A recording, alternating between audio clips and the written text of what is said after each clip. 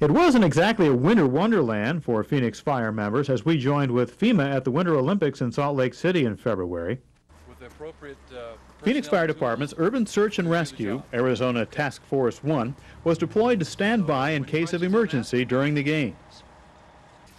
Before departing, the 70 members of the task force underwent additional training to become one of only 6 FEMA national task forces ready to respond to incidents involving weapons of mass destruction.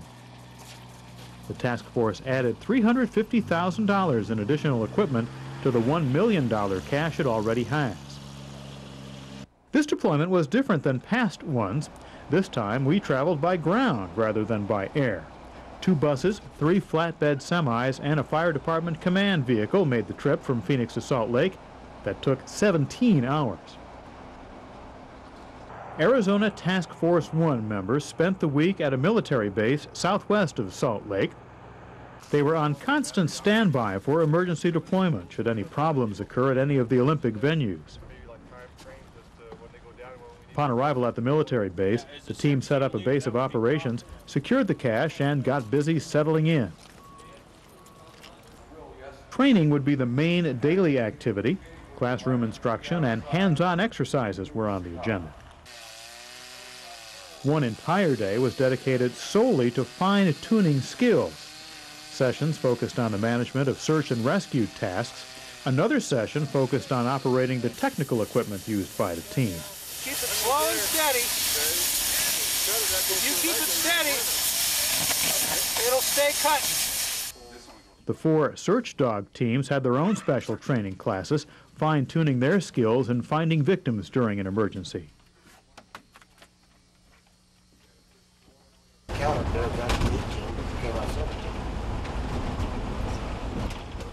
For 2 days, the team worked at a remote site on the vast military reservation known as Tickville Gulch. The site contains several structures used for search and rescue scenarios. With several victims hidden in the buildings, the team was deployed and started a search and recovery operation. An advanced recon team was sent in to determine the status of the structures. This process takes into account the location of the buildings, the type of construction, structural stability, and special hazards. While this initial recon survey is underway, the logistics specialists unload equipment and place it on the gators for transport to the site. The remainder of the team receives a briefing on the conditions at the site and possible hazards. RRT is going to respond to those structures down there. There's a 4-story structure. The bottom floor is not tenable for humans. The team then deploys and begins operations. A command post coordinates all team activities.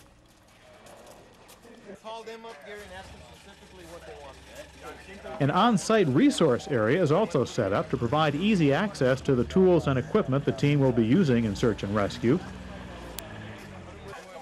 Personnel accountability is a priority. A single entry and exit point is set up so that every movement is tracked and recorded.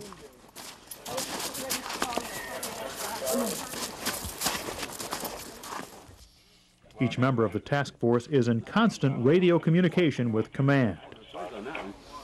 Copy. You have Rescue 2 standing by for assignment. On the interior, search teams using dogs look for victims. When one is located, the rescue team is called in. Sometimes a medical team is deployed to treat the victim prior to removal. The rescue team members are skilled in the use of a wide variety of specialized equipment. The ability to work through or around almost any substance is a point of pride for each team member. Once victims are removed from the building, they're transported to the medical sector where injuries are addressed prior to being transported to area hospitals. During operations, hazmat teams monitor the building for hazards and air quality. The team can quickly switch to a higher level of personnel protection and still be able to carry out the mission. Communications specialists are busy setting up the communications center. The task force is in constant contact with the FEMA Command Center, the military base operations personnel, and anywhere in the world by satellite telephone. When an all clear is given, the exercise is terminated and everyone gathers for a critique. This drill would be repeated the next day, allowing each member even more hands-on practical experience.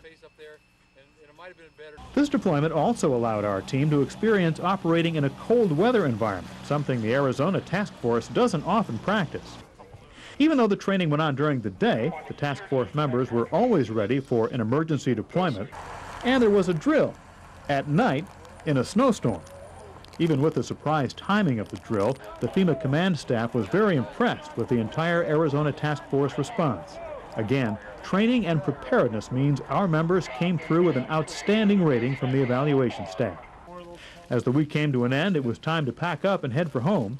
The 2002 Winter Olympics had gone off without any major problems, and our task force had gained some valuable experience, and should the call come from FEMA once again, Arizona Task Force 1 will be ready, willing, and able to respond.